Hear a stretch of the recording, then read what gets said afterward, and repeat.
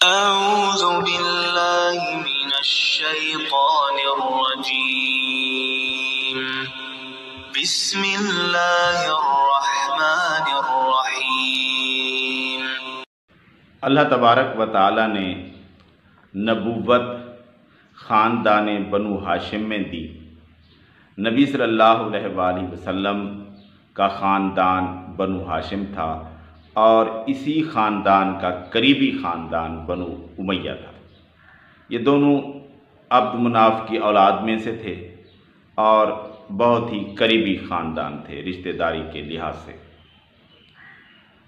تو نبی صلی اللہ علیہ وآلہ وسلم نے جب نبوت کا اعلان کیا تو کچھ لوگ مسلمان ہو گئے اور باقی لوگ چاہے وہ قریش کے کسی قبیلے سے بھی تعلق رکھتے تھے وہ اسلام کے دشمن رہے، اور آہستہ آہستہ جو لوگ کفر پر مر گئے باقی تقریباً سارے لوگ مسلمان ہو گئے وقت گزرنے کے ساتھ۔ تو اللہ تبارک و تعالی نے بنو ہاشم میں نبوت دی، اس سے بڑھ کر تو کوئی بات ہے ہی نہیں، اور اس خاندان سے بعد میں بھی بہت کام لیا۔ جیسے علی رضی اللہ تعالیٰ عنہ کو خلافت ملی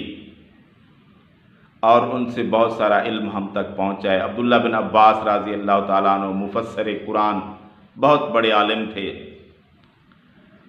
تو یہ لوگ اور اسی خاندان میں بعد میں بنو عباس کے کچھ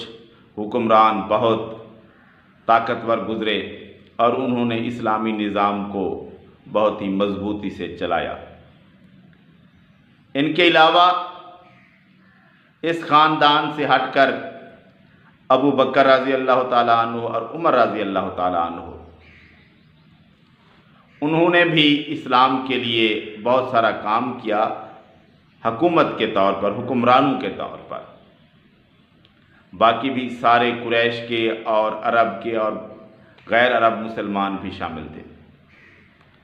لیکن اس کے علاوہ جس خاندان سے اللہ تبارک و تعالیٰ نے کام لیا اور اس خاندان کے ذریعے اسلام پوری دنیا کے اندر پھیلا، ہندوستان میں پہنچا، چائنا تک پہنچا، افریقہ کو کراس کرتے ہوئے اسی راستے سے یورپ تک پہنچا، اور جس خاندان نے اسلامی فتوحات کی لائنیں لگا دیں اور اسلام کا جھنڈا ہر جگہ لہرایا، وہ خاندان تھا بنو امیہ کا خاندان۔ اس خاندان کا پہلا فرد جو مسلمانوں کا خلیفہ بنا وہ عثمان بن عفان رضی اللہ تعالی عنہ ہیں۔ دوسرے فرد معاویہ رضی اللہ تعالی عنہ ہیں جو کہ امیر المؤمنین بنے، اور بعد میں اس خاندان کی حکومت کافی عرصہ رہی اور انہوں نے بہت ساری فتوحات کی۔ لیکن لوگوں کو، جن کے آباء و اجداد کو انہوں نے ختم کیا، حکومتیں ان کی مٹا ڈالی، ان کو آج تک یہ بات ہضم نہیں ہوئی، اور آج تک وہ کیونکہ بنو ہاشم کو تو گالی نہیں دے سکتے کیونکہ نبی صلی اللہ علیہ وآلہ وسلم اس خاندان میں سے ہیں، اور اگر بنو ہاشم کو گالی دیں گے تو لوگ انہیں مسلمان نہیں مانیں گے، اس لیے یہ اپنا غصہ بنو ہاشم پر تو نہیں نکال سکتے، تو انہوں نے بنو امیہ کو چن لیا۔ اس خاندان کو یہ ہر وقت گالیاں دیتے رہتے ہیں کیونکہ اس خاندان نے کفار کی کمر توڑ کر رکھ دی تھی، ایران کے مجوسیوں کو تہس نہس کر کے رکھ دیا تھا۔ اسی خاندان نے ہندوستان میں آ کر مسلمانوں کی حکومت قائم کی تھی، اس وجہ سے لوگوں کو اس خاندان سے نفرت ہے۔ ہاں یہ بات نہیں ہے کہ اس خاندان میں سارے لوگ فرشتے تھے، غلطیاں، کوتاہیاں، کمیاں تو ہو جاتی ہیں، ہو ہی ہوں گی، کیونکہ یہ لوگ سارے کے سارے فرشتے نہیں تھے، لیکن اسلام دنیا کے اندر پہنچایا اسی خاندان نے ہے۔ اللہ تبارک و تعالیٰ نے انہی سے کام لیا۔ ایک مرزا جہلم والا بیٹھا ہوا کہہ رہا ہے کہ اللہ تبارک و تعالیٰ نے بنو امیہ کو ختم کر دیا، ان کا نام ہی نہیں رہا، کوئی شخص بنو امیہ کا رہا ہی نہیں۔ بنو امیہ ختم ہو چکے سرکار دنیا سے، یہ اللہ کا وعدہ پورا ہو گیا کہ نشانیہ کا وہ دنیا میں اس وقت کوئی عرب قبیلہ نہیں جو اپنے آپ کو بنو امیہ کہتا ہو۔ حالانکہ 800 سال تک اسپین میں بنو امیہ نے حکومت کی ہے، عمومی حکومت کی 800 سال تک، لیکن آج دیکھ لیں کوئی نہیں کہتا کہ میں باقی جتنے آپ کو یہ ملتے ہیں نا قبیلے بنو ہاشم تو پوری دنیا میں ختم ہی نہیں ہوتے، ٹھیک ہے، حضرت شادی پہلے میں، ٹھیک ہے۔ کیوں بھائی تجھے کیا غم ہے، کیا دکھ ہے؟ جس خاندان نے مسلمانوں کو کہاں سے کہاں تک پہنچایا اور جس میں بڑے بڑے صحابہ گزرے ہیں، جس کی ام المؤمنین ہے ایک ام حبیبہ رضی اللہ تعالی عنہا، نبی صلی اللہ علیہ وآلہ وسلم کی زوجہ ہیں، اس خاندان کو یہ بدبخت ہر وقت برا کہتا رہتا ہے اور کہتا ہے کہ یہ خاندان مٹ گیا۔ بچے یہ بات نہیں ہے،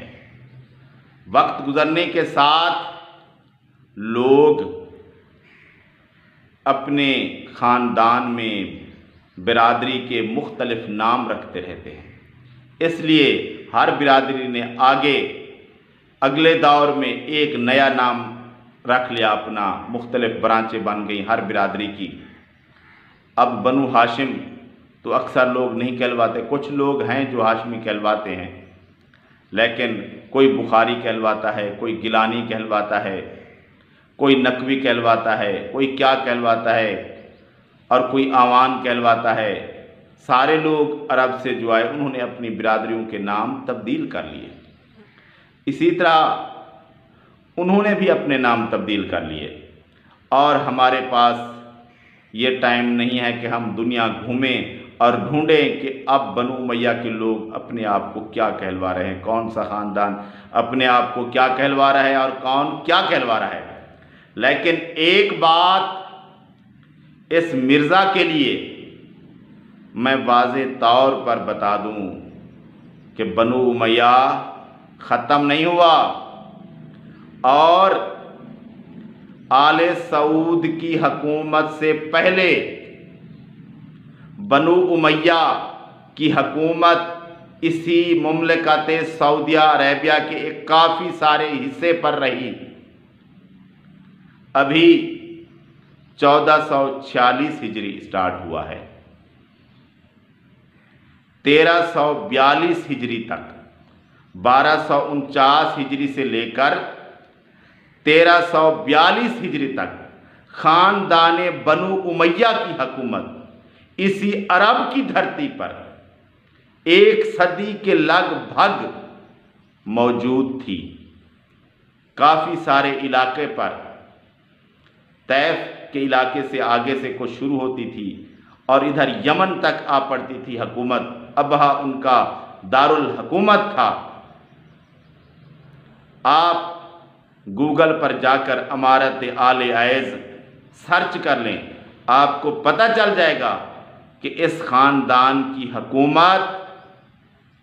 ابھی کچھ عرصہ پہلے تک بھی عرب میں موجود رہی ہے، یہ خاندان ختم نہیں ہوا۔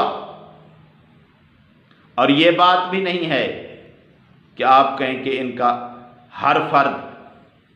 گناہوں سے پاک تھا، یہ بات نہیں تھی۔ میں کہہ رہا ہوں کہ ان میں سے صحابہ بھی تھے، ان میں سے اچھے لوگ بھی تھے، برے بھی تھے، لیکن خاندان ایسا جس نے اسلام کو دنیا کے کونے کونے میں پہنچایا۔ ان لوگوں کو درد یہی ہے کہ ان کے آباء و اجداد کی حکومتیں ختم کر کے اسلام کا جھنڈا لہرا دیا، اس لیے یہ لوگ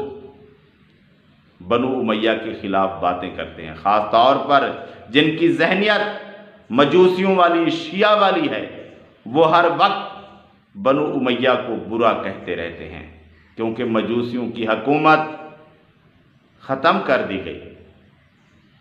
اس لیے یہ لوگ اپنا غصہ بنو امیہ پر نکالتے ہیں، بنو ہاشم پر تو نکال نہیں سکتے کیونکہ وہ نبی کا خاندان ہے، اس لیے اس کو چھوڑ کر یہ صرف بنو امیہ کا ہی نام لیتے ہیں، کیونکہ ان کے ذہن کے مطابق اور واقعی لوگ بھی قبول کر گئے ہیں، بنو امیہ آسان ٹارگٹ بن گیا ہے، اس کو یہ گالیاں دیتے رہتے ہیں، جن لوگوں نے اسلام پہنچایا ان کو ہی یہ برا کہتے رہتے ہیں۔ تو بنو امیہ ختم نہیں ہوا،